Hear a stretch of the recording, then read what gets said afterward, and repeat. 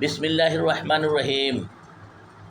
আল্লাহ সূরা নাজমের ৩২ নম্বর আয়াতে তার রাসূলকে বলেন, হে রাসূল, আপনি মানুষকে বলেন তারা যেন বড় বড় পাপ অর্থাৎ কবিরা গুনাহ ও অশ্লীল কাজগুলি থেকে বিরত থাকে।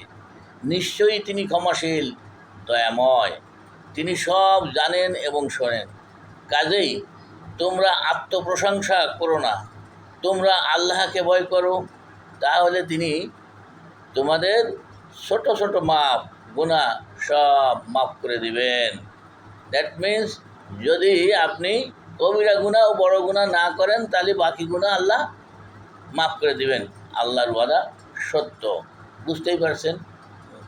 তাহলে আমরা বড় গুনাহ ও বড় পাপ থেকে, কবিরা গুনাহ থেকে বিরত থাকব। আশা করি বুঝতে পারছেন। আসসালামু আলাইকুম ওয়া রাহমাতুল্লাহ।